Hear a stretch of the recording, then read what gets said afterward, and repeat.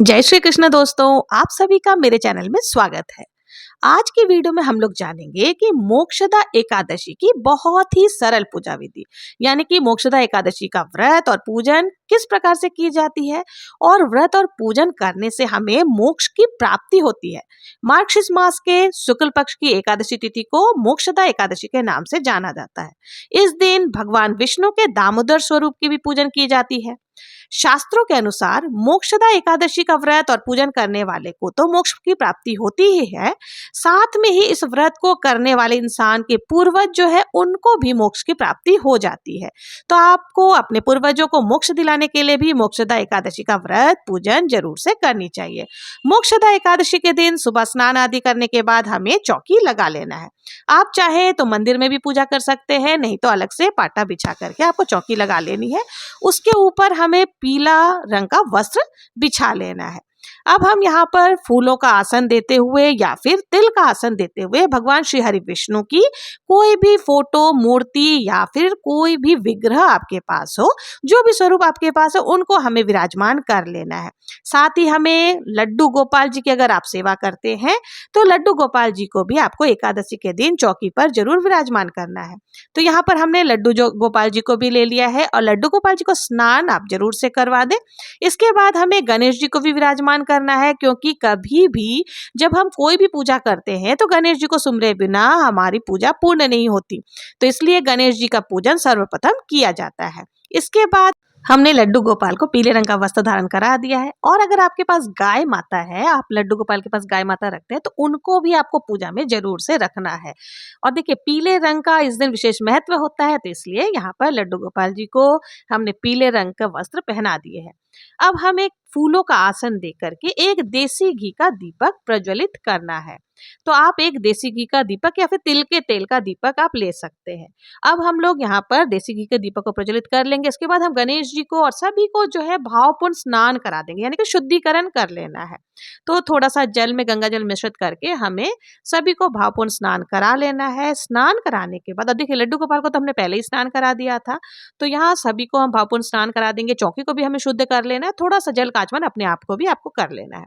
अब हम सभी को वस्त्र समर्पित करेंगे। तो देखिए, यह वस्त्र स्वरूप हम कलावा समर्पित कर सकते हैं। अगर आपके पास जनेऊ है तो गणेश जी को और श्री हरि विष्णु को आप जनेऊ भी समर्पित कर सकते हैं।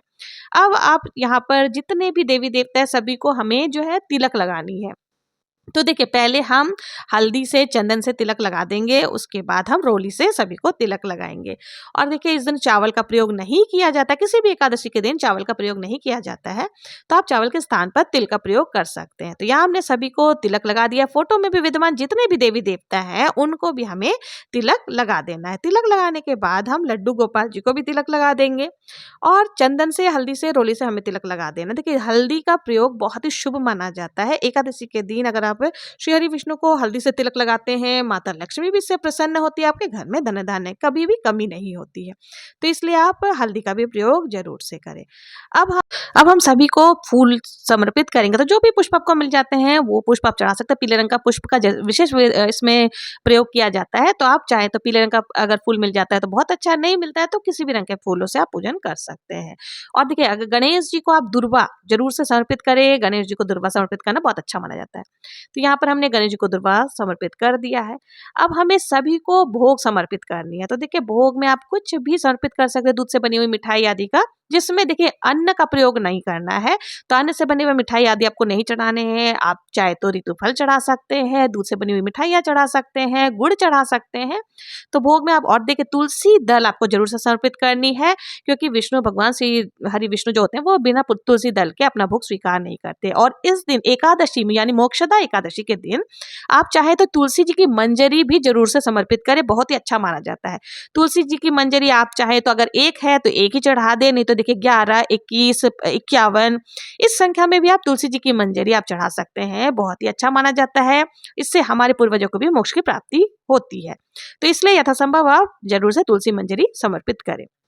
अब हमें कथा सुननी है तो कथा सुनने के लिए हम 1 लोटा जल ले लेंगे। साथ ही देखिए आपको दक्षिणा भी पूजा में ज़रूर से समर्पित करनी चाहिए। देखिए दक्षिणा जो है ना वो पूजा में रही कमियों को पूर्ण करती है। अब हम यहाँ पर कथा सुनेंगे तो कथा सुनने के लिए 1 लोटा जल हमें ले लेना, हाथ में थोड़े से तिल और पुष्प लेकर के हमें कथा सुननी है। कथा कभी भी खाली हाथ नहीं सुनी जाती, इसलिए कथा सुनते समय आप हाथ में कुछ ना कुछ अवश्य ही लें। और कथा सुनने के बाद हमें जो है पुष्प जो है वो हम श्री हरि विष्णु को समर्पित कर देंगे और तिल जो है वो लोटे में डाल लेंगे। और बहुत ही प्रेम पूर्वक कथा सुनने के बाद हमें आरती करनी है। तो आरती पहले गणेश जी की आप कर लें, उसके बाद श्री हरि विष्णु की आरती हम कर लेंगे। और आरती करने के बाद हमें बहुत ही प्रेम पूर्वक आरती करने के बाद हाथ जोड़ करके पूजा में रही कमियों के लिए क्षमा याचना कर लेनी है और भगवान से प्रार्थना करनी है कि हमारी मनोकामनाओं को पूर्ण करें और हमें मोक्ष की प्राप्ति हो। इस तरह से हमें प्रार्थना कर लेनी है और इस प्रकार से जो है हमारा पूजन हो जाएगा। चौकी आपको हिलाना नहीं है क्योंकि शाम के वक्त भी हमें एकादशी के दिन पूजा करनी होती है। तो आप जितने भी भोग प्रसाद आदि हैं वो परिवारजन में बांट सकते हैं और जो जल का लोटा है वो हमें सूर्यदेव को समर्पित कर देनी है। शाम के समय भी जो भी आपने फलाहार का भोग बनाया है वो आपको जरूर से यहाँ पर चढ़ा देना है और साथ ही दिया बाती भी आपको शाम को यानी भोग आरती भी करनी है। इस प्रकार और देखिए एकादशी के दिन रात्रि जागरण का विशेष महत्व होता है, तो आप रात्रि जागरण जरूर से करें। रात को भजन आदि जरूर से सुने। अगर आपको भजन गाना आता है तो 1-2 भजन आप भगवान के सामने बैठ करके गा सकते हैं।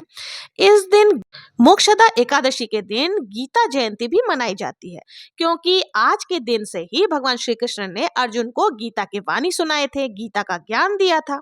इस दिन से गीता जयंती मनाया जाता है। गीता दान करना, गीता का पाठ करना और पाठ को सुनाना बहुत ही ज्यादा महत्वपूर्ण होता है। मोक्षदा एकादशी जैसे कि नाम से ही हमें पता चलता है कि मोक्ष को प्रदान करने वाली होती है, तो यह एकादशी हमारे पितरों के लिए भी बहुत ज्यादा महत्वपूर्ण होती है। तो इसलिए यथासंभव आप गीता का दान करें और गीता का पाठ करें। और आज के दिन अगर आपके पास गीता नहीं है तो अपने मंदिर में गीता जरूर से लाएं और उनका पठन पाठन करें, बहुत ही अच्छा माना जाता है। तो ये थी मोक्षदा एकादशी की बहुत ही सरल पूजा विधि।